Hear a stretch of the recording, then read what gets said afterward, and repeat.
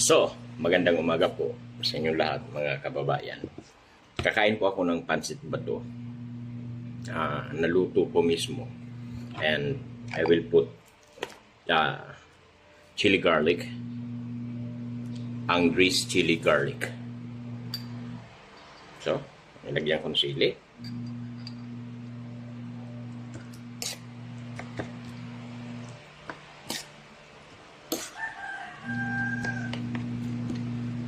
Ito po yung paborito ng mga Bicolano.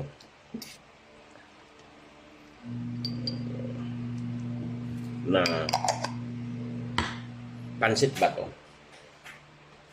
And I have suka, kaunti na lang po yung suka ko. Nagawa.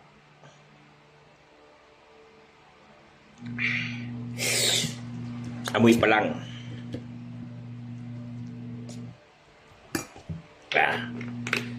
Talagang magpapasarap na.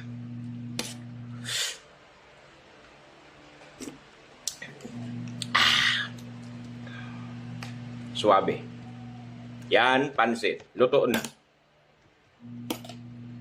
No, pamaw na no. Luto na pansit.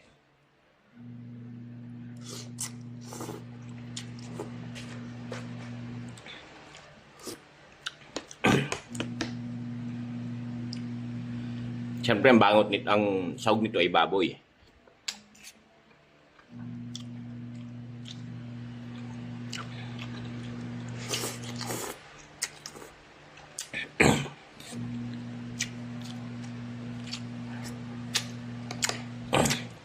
Sarap.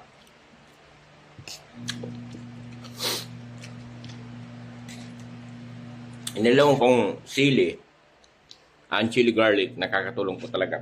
Kahit walang siling fresh chili, okay lang. Pero mas masarap po ito, may pandesal.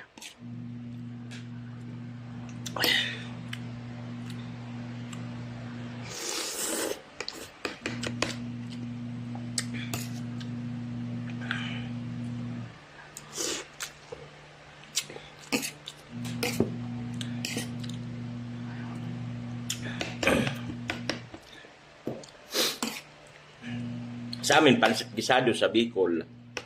Dito po kasi pansit kanto na pag naluto nila eh. Nasanay kami kasi mga Bicolano na pag umaga, ganito po yung pagkain namin.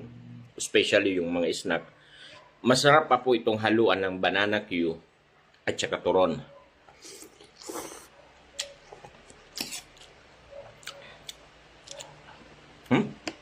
Sarap.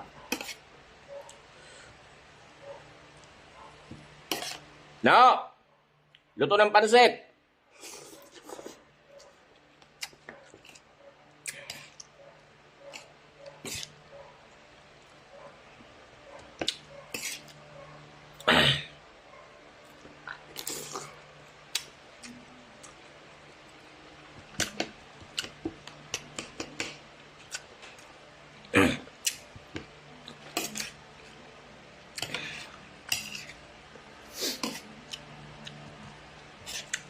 Sarap.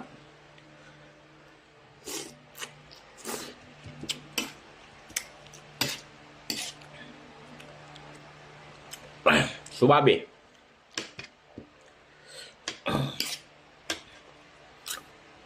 Madami pong nagtataka kasi ang halo talaga nito is pandesal, banana Q, turon, or ano pa man na pwede mong ihalo sa kanila habang kumakain ka ng pansit.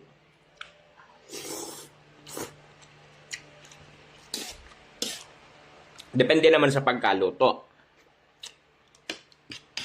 Kasi may nagluluto po na walang sabaw. Mas masarap po yung may sabaw. Pag niluto po ito, kung makikita nyo, may sabaw akong pinakain, ay inihigop.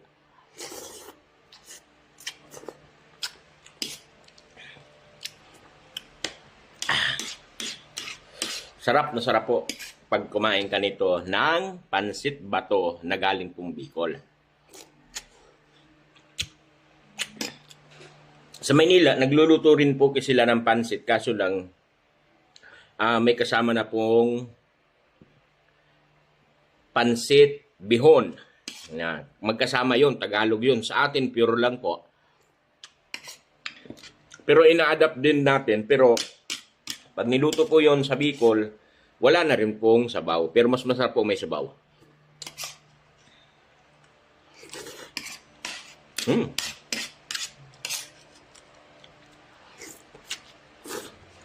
Bye-bye!